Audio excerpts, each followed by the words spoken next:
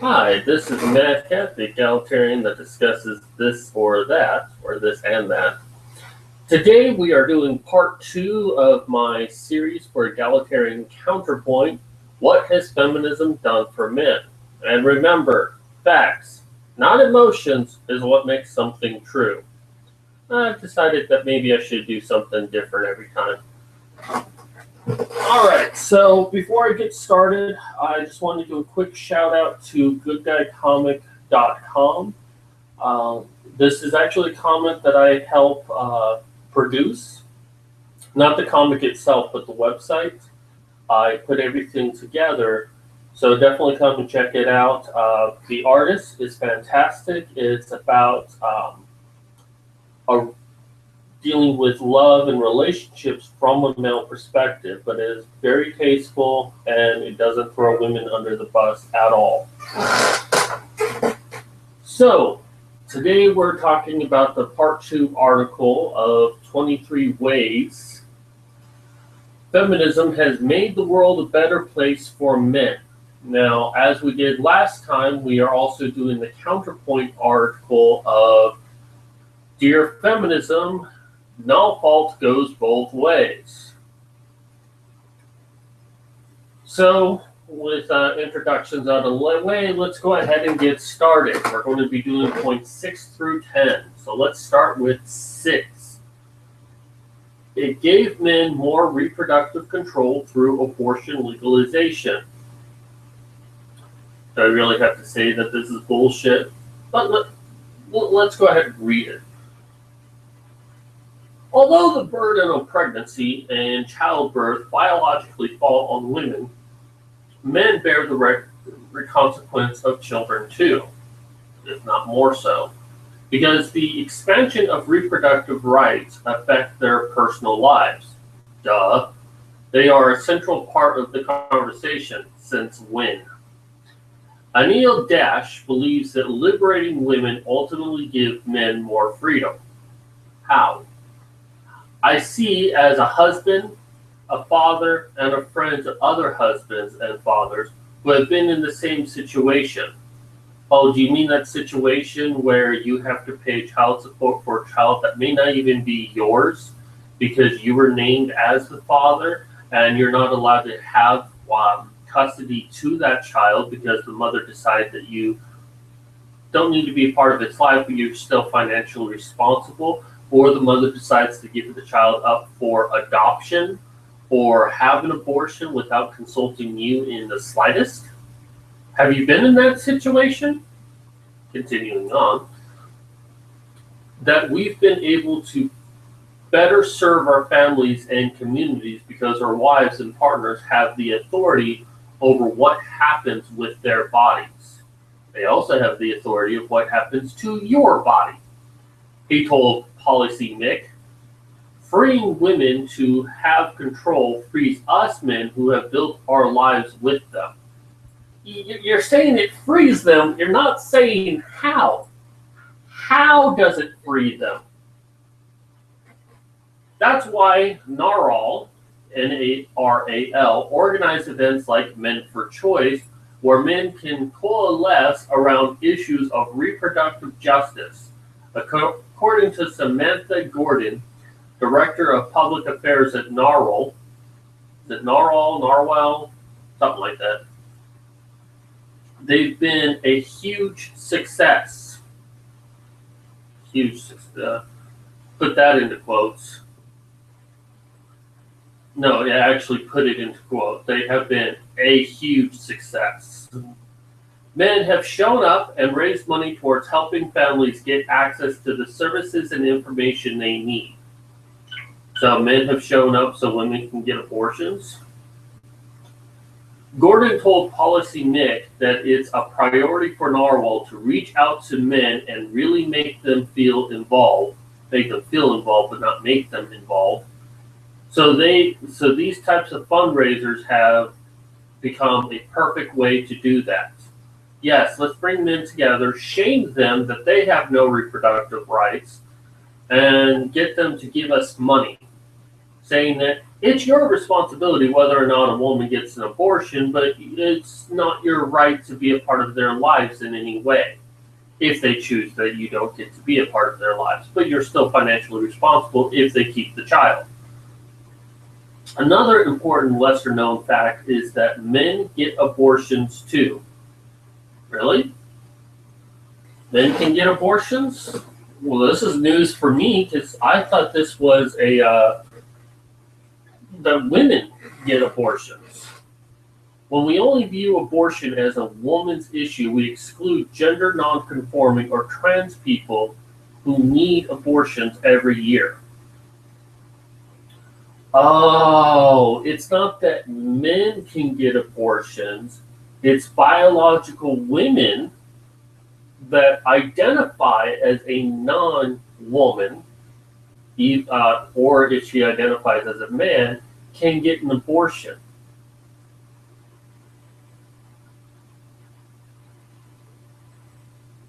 Yeah, see, this is the problem because you're confusing gender identification and biological gender. Only biological females are able to get abortions. Whatever they choose or feel they must identify as beyond biological female is actually irrelevant. It's not that men can actually get abortions, it's only men that are biologically female that can get abortions. It's only gender fluid individuals that are biologically female can get abortions. So I'm glad we can clear that up. So only biological women can get abortions. Biological men cannot. Okay, so we cleared that little mess up. I'm sorry to have to do your job for you, but I mean, it seems like you want to use tricky language to say, oh, men can get abortions too. You know, if we consider all those that are biologically female that identify as other genders. So let's see what Hannah has to say on this. The claim is more of a support for the idea of abortion than the discussion of any benefit to men. Yeah, that's true. A woman's access to abortion does not give a man any reproductive control. It gives women the ability to get out of parental responsibility. If she chooses not to do so, the father of her baby is on the hook for support should she choose to retain custody and demand payment. Abortion as a form of birth prevention is completely outside of men's control, not a contributor to their tiny repertoire of options.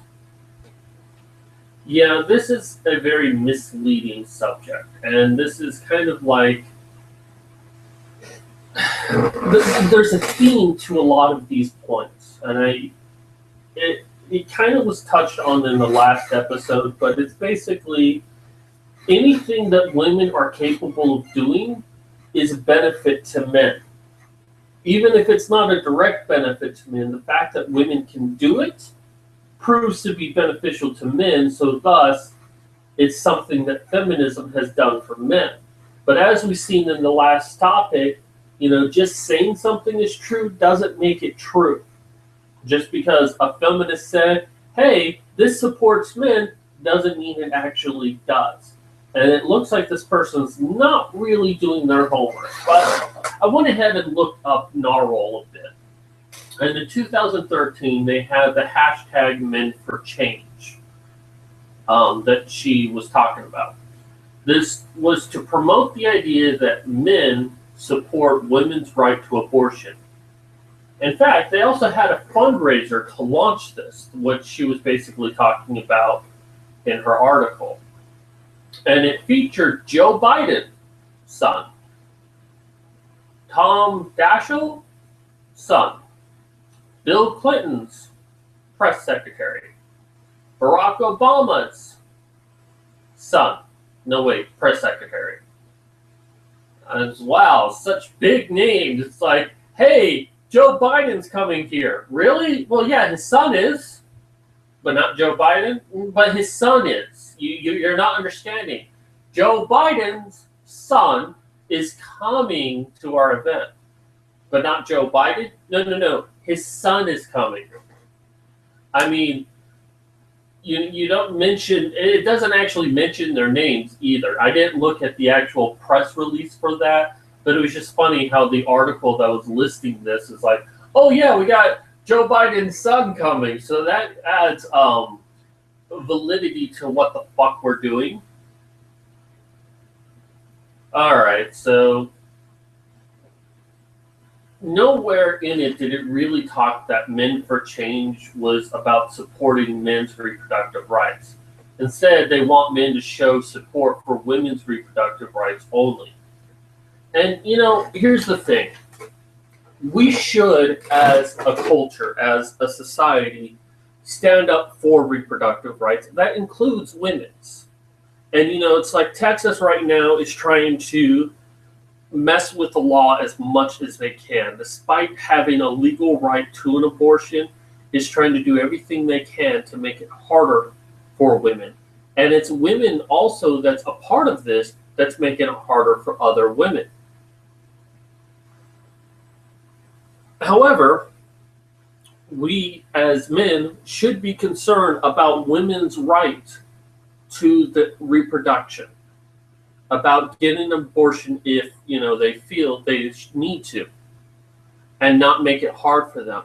But at the same time, we shouldn't ignore that men have no reproductive rights, and we also need to fight that as well. And women should be part of that fight as well. That if a woman gets an abortion, she doesn't need to consult a man. We say that, this article is saying, oh, men are central to the conversation. No, they're not. A woman it takes two to tango, and you need a male in order to have a baby.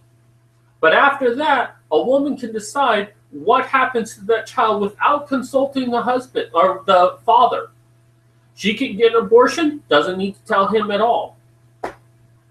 She can put the baby up for adoption, not tell the male at all. She can decide to keep the child and not have the father directly a part of the child's life, and can even get a court order for him to be financially responsible even if he never sees the child. A child could get raped and end up impregnating his attacker, a female attacker. She gets pregnant, and he's still financially responsible, even though he was raped. And not just, men can't be raped, bullshit, but statutory rape, legally raped, he's still required to pay. A man could be coerced, and by this I mean like poke holes in his condoms, a girl lies about being on birth control, or she finding a way to steal his sperm, and she could get pregnant in those methods and still hold a man financially responsible. Men have no reproductive rights. And I'm sorry, but women should be on the forefront of this as well as men, saying that men deserve equal reproductive rights. You ever notice that when you do videos, everyone wants to talk to you at once?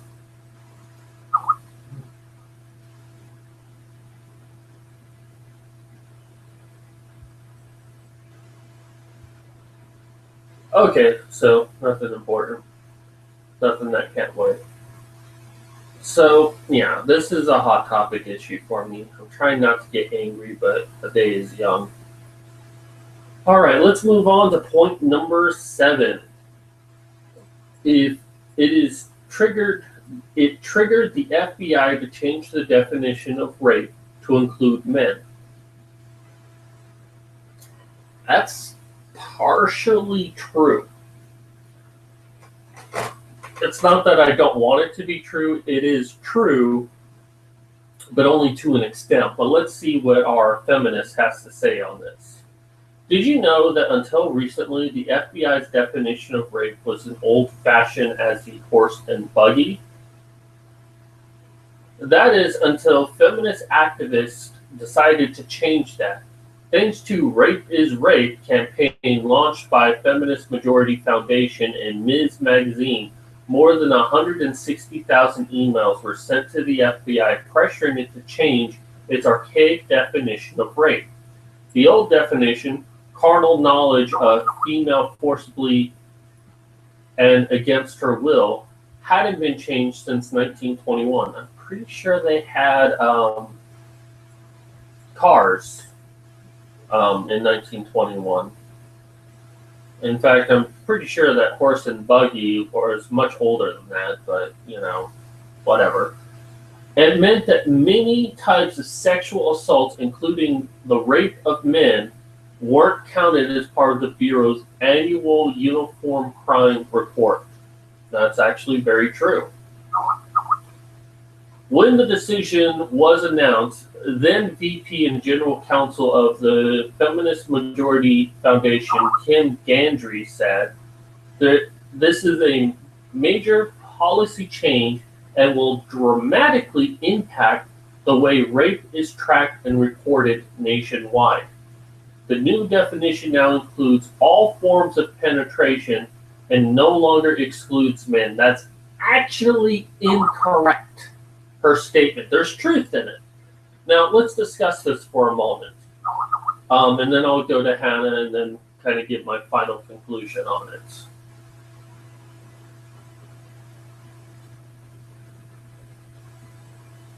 Okay, it's just in PS4. So, the old definition was just saying that only women could get raped. And the new definition says that any form of penetration can now be considered rape. As I mentioned, that statement is untrue, but let me discuss how it is true. It's basically saying that if you're penetrated against your will, you're raped. And that sounds like a positive thing. It sounds like a step in the right direction. And from what it was before, it is. But the problem is that the law doesn't go far enough. And if you've listened to any of my videos, you know where I'm going with this. But before I go there, let me go ahead and see what Hannah has to say. Stop it! Stop messaging me. Actually, don't stop messaging me. I love when people pay attention to me. All right. This is one of the feminists' more insidious half-truths. Feminist groups did support an expansion of the definition of rape, but their sympathy and advocacy for male victims has been limited to those victims who fit their agenda, the same as their sympathy for advocacy for female victims. This is why they focus so heavily on penetration. It allows them to appear compassionate while continuing to exclude victims of female perpetrators from their advocacy, and we'll really discuss that in a moment. The effort has been influential. The effort has influenced government agencies' response to sex crimes, as explained in the video "Men's Right versus Female Rape Culture," explained using puzzle pieces. That's actually a really good video. I recommend checking that out. As a result of that exclusion, male victims face systematic, institutionalized indifference. We can talk about what feminism has done for male victims when feminists reverse that damage. Okay, so we talked about why this change has been positive, and I'm actually going to look at the FBI's definition. Now, the change occurred, it was mentioned in 2012, and the change actually occurred January 1st, 2013. The old definition was the carnal knowledge of female forcibly and against her will. The new is penetration, no matter how slight, of the vagina or anus with any body part or object, or oral penetration by a sex organ of another person without the consent of the victim. Now, here's the key thing here is penetration. And this is actually a very misleading concept because it does actually exclude women. And in fact, it also excludes men. Well, it excludes men, but it excludes women from it. It's like, well, how is that possible? How does it exclude women from getting proper representation as being a rape victim? Well, let me teach you some basic biology. Men have this thing called a penis. When it comes to sex, the penis is used to stick into things. We call this penetration. So when a girl sucks a guy's dick, penetration. When a guy fucks a girl in the vagina, penetration. When a guy fucks a girl in the ass, penetration. Now, if this is done without her consent, that is considered rape. Seems straightforward, right? Well, what about men on men? Well, that if a man forces his penis into a man's ass or mouth, that can be considered rape. Okay, that also seems very straightforward. I mean, it's including males into that picture. What's it not including? And I'm sure you've already figured this out, but for those who haven't figured this out, where the problem actually lies with this changed definition is what's known as forced to penetrate. Actually, two things, forced to penetrate and non-penetration rape. Forced to penetrate is when a man is forced to penetrate someone else against their will. In this scenario, a woman comes up to a man and decides to slide her vagina on his dick and start having her way with him, not rape. A woman a woman who comes up to a man and sucks on his dick, even though he doesn't want it, not rape. A man comes up to another man and forces that man's dick into his ass, not rape. However, here's the fun part, is if a woman comes up to a guy and forces herself onto him, she can still turn around and say, he raped me. And he will most likely get arrested for that. That's the sad truth we really live in today. That forced to penetrate is not considered rape. And this is the problem with the changing of legal definitions. Now, before, it didn't really take into account that men could be victims. Now it can, but only a very specific definition. If a man is penetrated by a man. Now, it does say by forcible objects. I don't know how it's looked upon of a woman using like a dildo on a man against his will. I would imagine that under those definitions it is. However, given how lax it seems that women can't rape men, I doubt anyone's ever prosecuted a woman for using a dildo on a man. And probably use the excuse, well, it wasn't actually a penis, it was just an object, even though the law says what it is. Plus, this is the FBI's definition. This is not necessarily individual states. The only way the FBI get involved is if it's a federal case. Individual cases of rape usually go through a state court, a city court, a state court. It doesn't go up to the federal level. So individual states have their own laws. But there's a second group of people that this does not cover. That's women on women.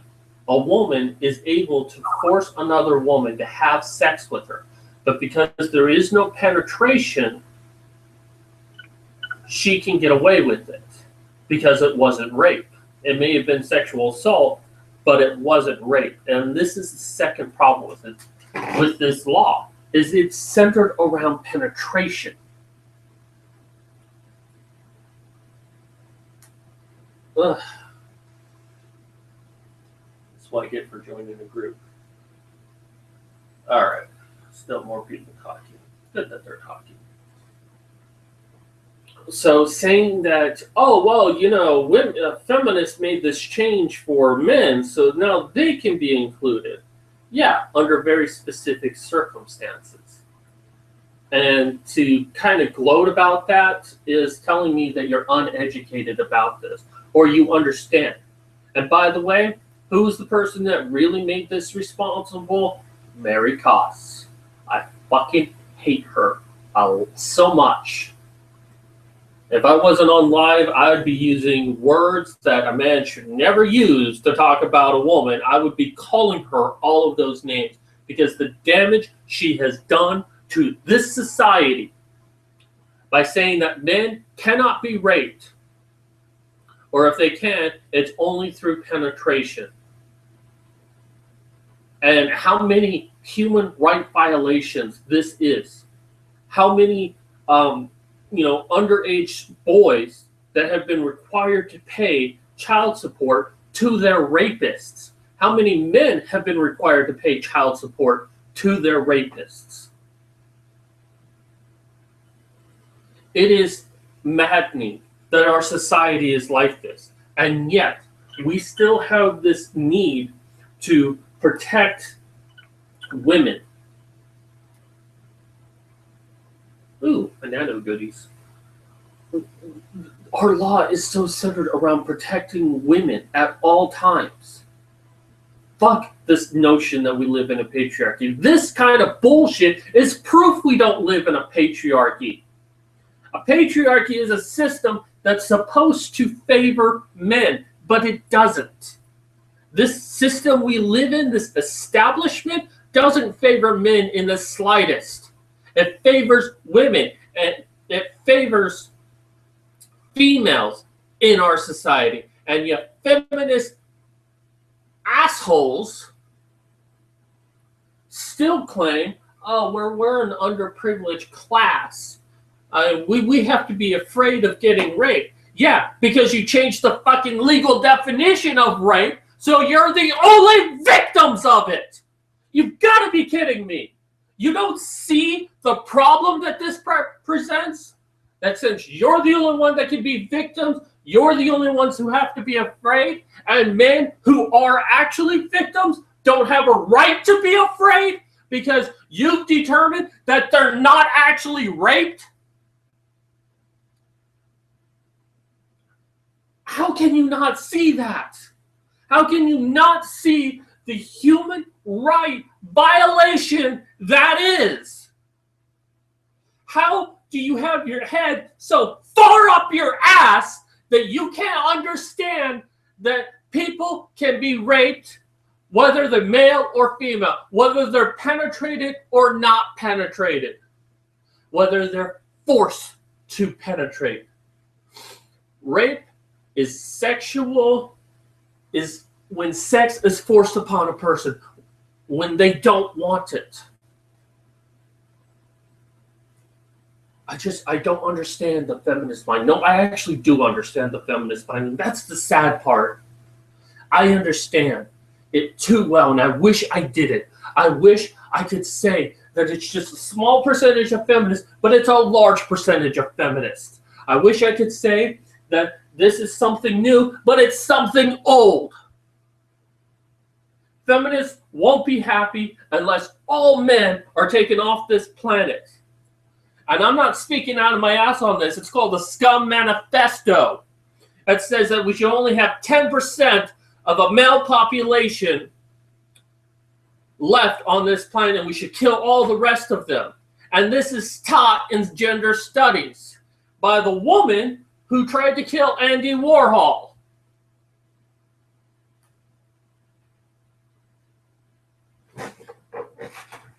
This is why men are fighting. This is why men are rising up. And this is why women, such as the honey badgers, are starting to see, have seen the bullshit and are starting to fight against you feminists. And you're so dense that you think that your cause is noble when you have this kind of bullshit. And this is why I'm always telling feminists that if you truly believe in equality, if you truly want equality between men and women, you need to fix this fucking problem. This is your movement that has done this. This is not men who did this. This is your movement that has done this. And you need to fix it. Your movement made a mess of this. Your movement needs to fix it. Wow, I really took out my voice on that one. All right, let's move on. I could yell at this for an hour, and I don't want to waste that much of your time. Ooh. Hold on, I'm going to get a soda real quick. It's kind of unprofessional of me, but wow.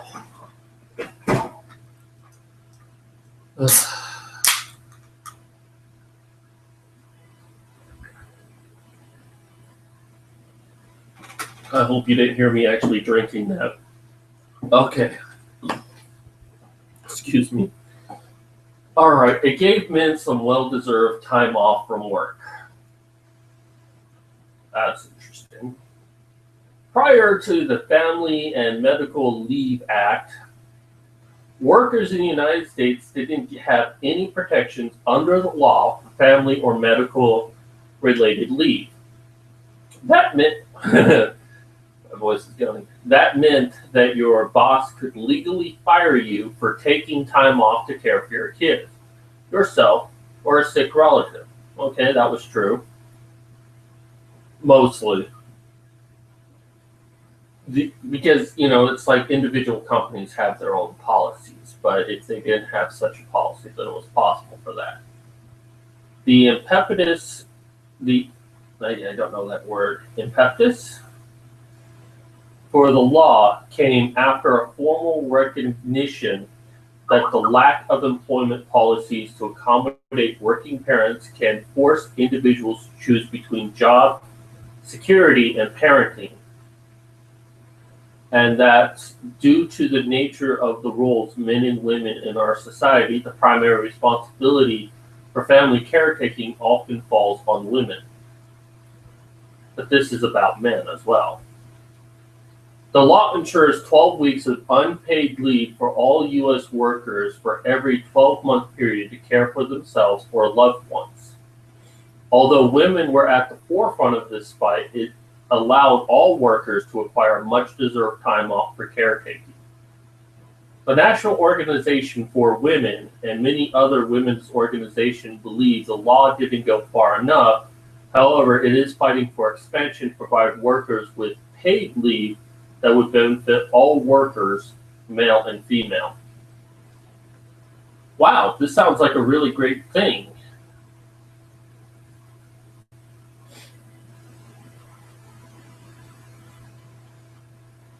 Hold on, I gotta let my the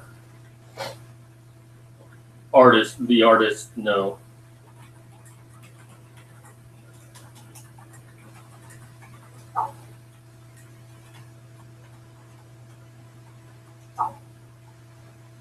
All right, so I apologize for that. Everyone wants to talk to me when I'm doing videos. All right, so it's a good friend, so I had to let them know. So yeah, it sounds like a good deal, right?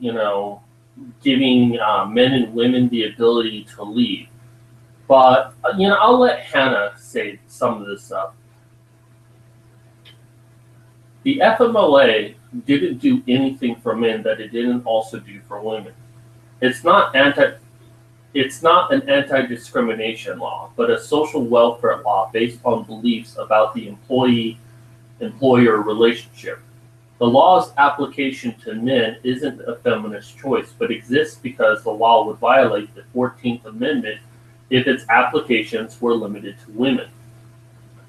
This is at best lip service from feminists, and at worst an attempt to insert gender into a pitch for supporting political stance. So yeah, that's basically what this point is. It's like, well, it helped give men time off to spend time with their families. Yeah, but that also helped women as well. And if you could have had it your way, it would have only helped women. Saying that it also helped men is because it had to be. And if you wanted it for women, it also had to be for men. So, you don't get a pass on that one. You don't get to say, Well, women fought for men to have this right. No, men was basically by default a part of it. And I'm sure that these women organizations would still try to find a way to make it in such a way that only women can benefit if they can find a legal loophole to allow it. So you don't get a win on this one. All right, so I'm not going to say much on that because Hannah basically does it for me. So it helped male survivors of violence in the military pursue justice. Despite the fact that most of the concerted efforts of eradicating sexual assault in the military has come from a female politician such as Representative Jackie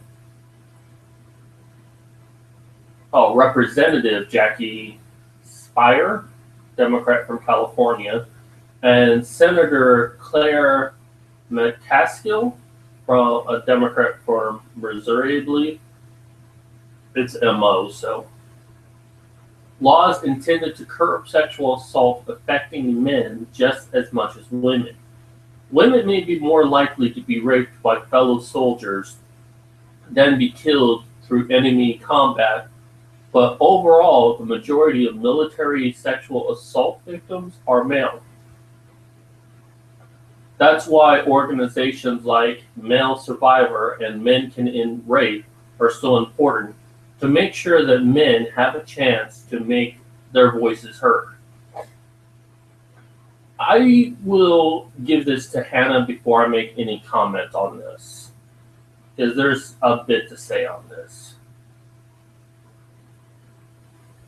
The example that was given is of a case that is far from cut as dry as the article paints it, which may be an example of feminist-led railroading of accused men. This is a feminist attacking men while simultaneously claiming benefit to men. Feminist activism on this topic has been about accusing men and blaming men despite information that indicates otherwise, and she links to an Air Force study about rape. I believe that study indicates that 60% of rape cases are men. I tried looking it up, but my system was screwy, so I have heard that statistic somewhere. I think that's what it is. Correct me if I'm wrong, please. Men Can Stop Rape will not end female perpetration. Pretending that sexual assault is a male behavior only helps to perpetuate the cycle of hiding abusers who don't fit feminist narrative, which was something we just talked about last time. So let me give you my notes on this. Now, she gives us malesurvivor.org, the first person, which provides a support group for males that have been sexually assaulted. It's an important organization. However, as mentioned above, men who are forced to have sex is not a legal definition of rape. So it kind of makes her point moot that she's like, oh yeah, well there's this group, Male Survivor, that helps men who have been raped, but, you know, the FBI consider that men can't be raped unless it's by another man. So if they're raped by a woman, they're not actually raped. Note that when she wrote this, that she said that military men are sexual assault victims, but then mentioned that females are the ones getting raped. She said that women are more likely to get raped than men. In fact, I'll go ahead and read it again. That was something I noticed right away when I read this. Women are more likely to be raped by fellow soldiers than be killed through enemy combat, but overall, the majority of military sexual assault victims are male. You notice how she divides that.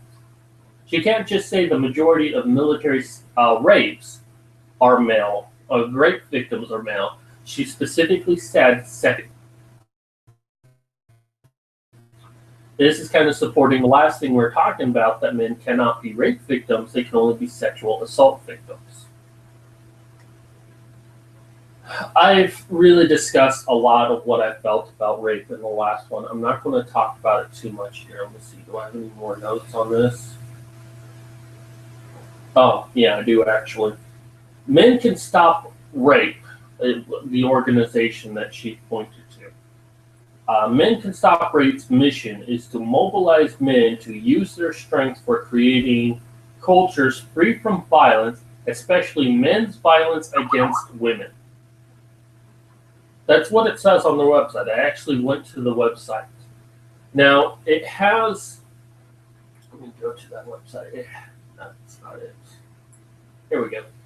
It has a program called the Men of Strength Club, which is a 22-week curriculum that teaches males between ages 11 and 18 healthy dating relationship skills, encourage them to show their strength in positive ways amongst their peers. Reading once again from their website. So what this sounds like to me is it telling men that you can stop rape. You don't have to be a rapist, but first we have to guilt you and shame you that you are a rapist, that you'll most likely rape sometime in your lifetime, but you can stop it. And that's all this sounds like to me. Because what about male rape victims? Well, you know, if it's penetration, then we're killing two birds with one stone. You don't have to rape men and you don't have to rape women. You choose not to do it.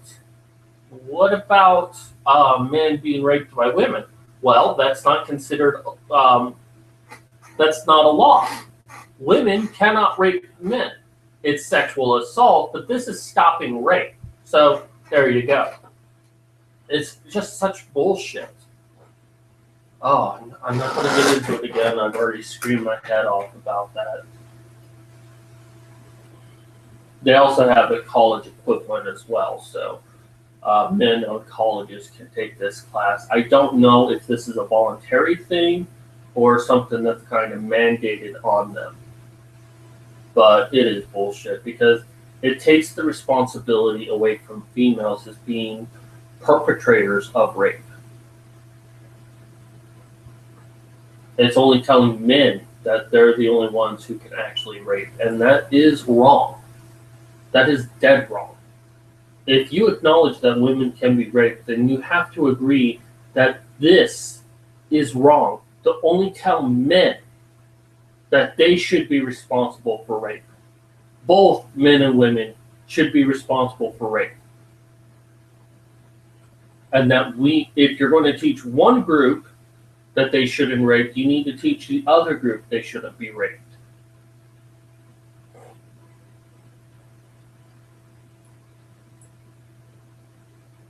Okay, so the last point for today, and we're almost done with this. It ensured that the burden of war doesn't only fall on male soldiers. I feel my bullshit meter is activating.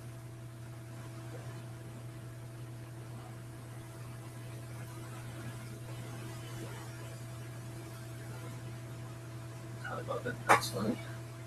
When the U.S. Department of Defense decided to end the discriminatory policy of banning women from combat roles in the military, it didn't only help female soldiers, it benefited their male peers too.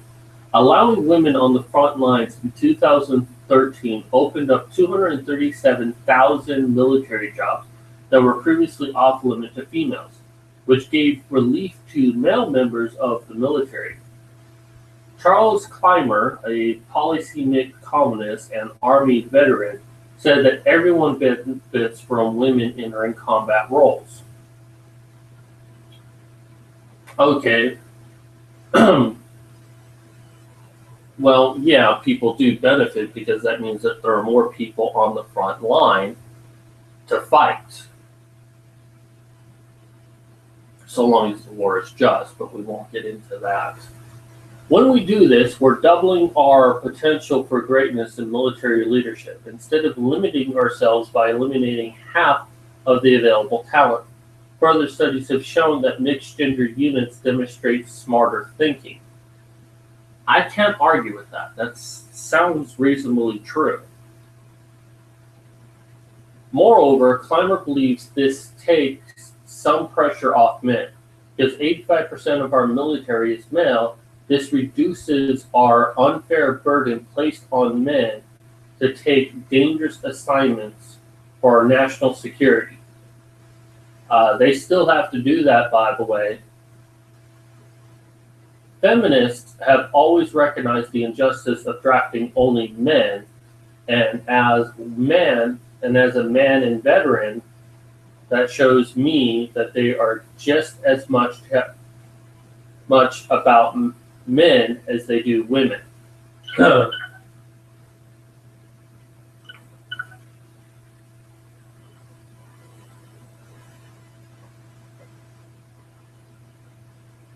So let me read what Hannah Wallen has to say about this.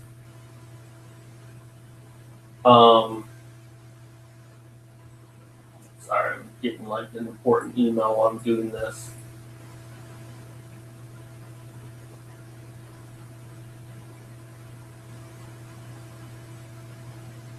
Okay, let me finish this up. I apologize.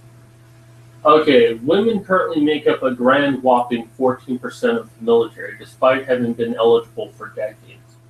The largest percent of women in the U.S. military is the Air Force. The smallest percentage are Marines.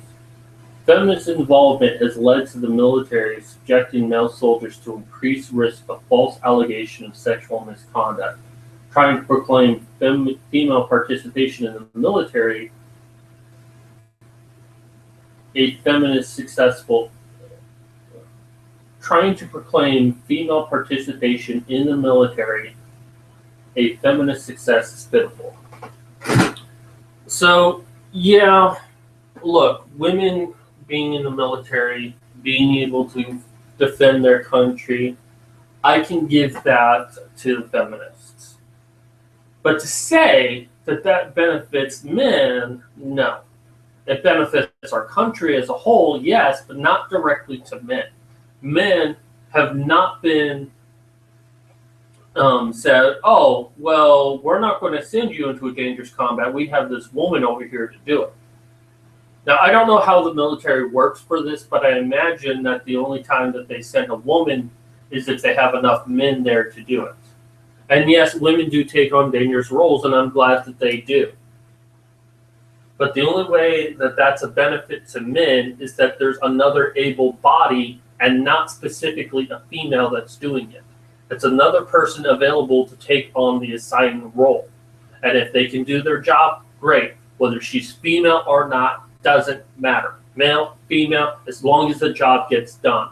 But say that a woman in that position specifically benefits a man, oh man, that's just such an illogical argument. Because it doesn't matter what her gender is. It doesn't matter what her sexuality is. It doesn't matter what her nationality is. All that matters is, can she get the job done? All that matters is if he can get the job done. And putting gender into the mix here of saying, oh yeah, it's power for women. No, it's power for our country. Dividing the gender line here is stupid. Yes, women are able to fill that spot now, but I don't care how big her tits are. I don't care what's between her legs. If she can get the job done, that's the only thing I fucking care about. So, I give feminists that women can now be in the military. But I don't see it necessarily as a direct benefit to men. I only see it as a direct benefit to our country's safety, our national security. That's it.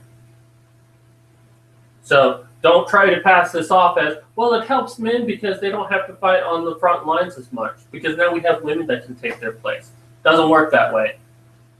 It doesn't, no.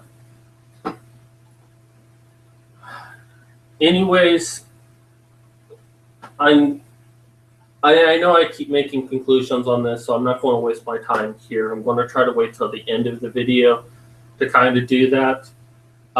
Should have another part either later this week or the beginning of next week.